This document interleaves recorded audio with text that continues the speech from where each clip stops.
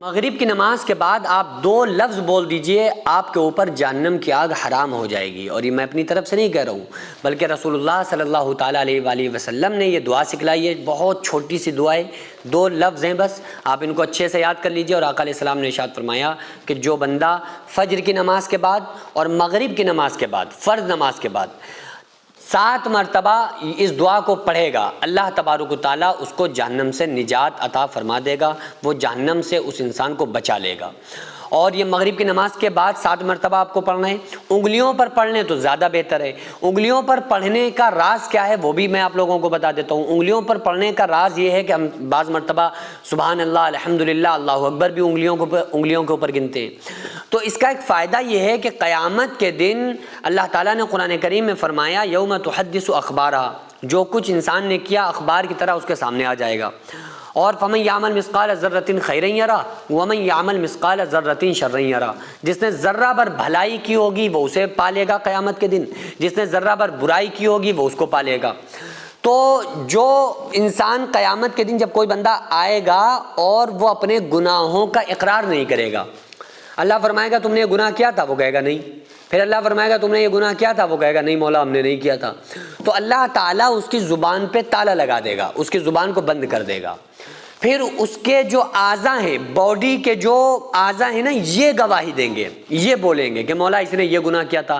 ہاتھ بولے گا، ہاتھ گواہی دے گا، ہاتھ قیامت کے دن بولے گا کہ مولا اس نے ہمارے ذریعے یہ گناہ کیا تھا۔ زبان پہ تالا ہوگا، آنکھ بولے گی کہ مولا اس نے ہمارے ذریعے یہ گناہ کیا تھا۔ کان بولیں گے کہ مولا اس نے غیبت سنی تھی، مولا اس نے جھوٹ سنا تھا، مولا اس نے کسی کی غیبت کو سنا تھا، گانے سنے تھے۔ تو یہ جو ہماری باڈی کے اعضاء ہیں یہ قیامت کے دن گواہی دیں گے ہمارے خلاف بولیں گے۔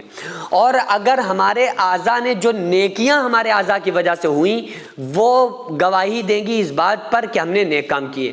مثلا مسجد کی طرف اٹھنے والا قدم جو ہے قیامت کے دن ہمارا پیر بولے گا، قدم گواہی دے گا، وہ جگہ گواہی دے گی جہاں ہم نے نماز پڑھی ہوگی۔ اسی کے لیے نماز میں آپ نے دیکھا ہوگا، نماز کے بعد مسجد میں عام طور سے لوگ اپنی جگہ سے ہٹ کے دوسری جگہوں پہ نمازیں پڑھتے ہیں کہ پہلے صف میں جس جگہ پر تھے جگہ بدل کے نماز پڑھتے ہیں۔ وجہ اس کی کیا ہے؟ بس یہی ہے کہ جگہ گواہ بن جائے، وہاں پہ نماز پڑھ لی، ادھر بھی پڑھ لے رہے ہیں، ادھر بھی پڑھ لے رہے ہیں، ادھر بھی پڑھ لے رہے ہیں۔ جس پیڑ کے نیچے آپ نماز پڑھ لیں گے وہ پیڑ قیامت کے دن گواہی دے گا۔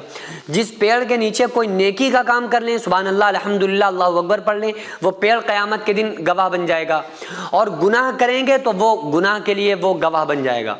تو ہاتھوں پر، انگلیوں کے پوروں پر جو تسبیحات ہم پڑھتے ہیں تو یہ قیامت کے دن پورے، ایک تو ہمارا حساب ہو جاتا ہے آسانی سے، دوسرا یہ پورے قیامت کے دن کے لیے گواہ بن جاتے ہیں بندے کے لیے۔ تو ہم ویسے تو دن بھر گناہ کرتے ہیں، تو جو ہم نیکیاں کر رہے ہیں تو کم سے کم نیکیوں میں اپنے اعضاء کو شامل رکھیں تاکہ قیامت کے دن ہمارے اعضاء ہمارے خلاف بولیں تو ہمارے اعضاء ہمارے حق میں بھی رہیں، اور یہ بھی کہیں کہ مولا اس نے نیک کام کیا تھا، مولا اس نے یہ اچھا کام کیا تھا، مولا اس نے ہمارے ذریعے ہم پر یہ تسبیح پڑھی تھی۔ تو اس لیے یہ قیامت کے دن ہمارے شاہد بنیں گے، گواہ بنیں گے۔ تو وہ دعا کون سی ہے؟ اور یہ پڑھنا فرض نماز کے بعد ہے، پوری نماز پڑھنے کے بعد نہیں۔ ایسا نہیں کہ آپ نے جو فجر کی نماز ہوتی ہے وہ تو فجر میں 2 رکعت سنت ہوتی ہیں، 2 رکعت فرض ہوتی ہیں، فرض کے بعد کوئی نماز ہی نہیں ہے۔ لیکن مغرب میں جو 3 رکعت فرض ہم پہلے پڑھتے ہیں، اس کے بعد 2 سنت 2 نفل بھی ہوتی ہیں۔ تو فرض نماز جیسے آپ 3 رکعت فرض پڑھے نا، اس کے بعد اس تسبیح کو پڑھنا ہے، پوری نماز کے بعد نہیں۔ بس آپ نے 3 رکعت فرض پڑھ لیے، اس کے بعد یہ تسبیح پڑھنا ہے۔ کون سی تسبیح ہے؟ بسم اللہ الرحمن الرحیم، اللہم اجرنی من النار، اللہم اجرنی من النار، اللہم اجرنی من النار۔ اللہ ہمیں جہنم کی آگ سے بچا، اللہ ہمیں جہنم کی آگ سے محفوظ فرما۔ تو یہ دعا آقا علیہ الصلوۃ والسلام نے سکھلائی ہے، اس دعا کو پڑھنا چاہیے، انشاءاللہ تعالیٰ آپ جہنم سے محفوظ ہو جائیں گے۔ سینکڑوں ایسے غریب پریوار جو فاقہ کر کے زندگی گزار رہے ہیں، اور بہت سے ایسے مجبور لوگ جو غربت کی وجہ سے بیماریوں سے جوجھ رہے ہیں اور ان کے پاس علاج کرانے کے لیے بھی پیسے نہیں ہیں، تو ان غریب فیملیز کو ہر مہینے ہماری سوسائٹی راشن دیتی ہے اور ان غریبوں کا فری میں علاج کراتی ہے۔ تو آپ لوگ ہمارے ساتھ مل کر ان بیوہ عورتوں اور یتیم بچوں کا سہارا ضرور بنیں اور ان کے راشن اور دوا علاج کے لیے زیادہ سے زیادہ تعاون کریں، اور یہ ارادہ کریں کہ غریب کے بچوں کو انشاءاللہ بھوکا نہیں سونے دیں گے، اور ہر ہفتے ہر مہینے آپ لوگوں سے جو بھی ہو سکے آپ تعاون ضرور کریں۔ ان کو 10 سال سے جو لوگ بستر پر پڑے ہوئے ہیں، انشاءاللہ تعالیٰ ہم سب مل کر ان غریبوں کا علاج بھی کرائیں گے، اور ہر مہینے انشاءاللہ تعالیٰ ان غریبوں کو ہم راشن پہنچائیں گے۔ یہ سوسائٹی کا اکاؤنٹ نمبر ہے اور یہ اسکینر ہے، آپ لوگ اس اکاؤنٹ اکاؤنٹ پر یا اس اسکینر کے ذریعے آپ غریب فیملیز کی ہیلپ کر سکتے ہیں۔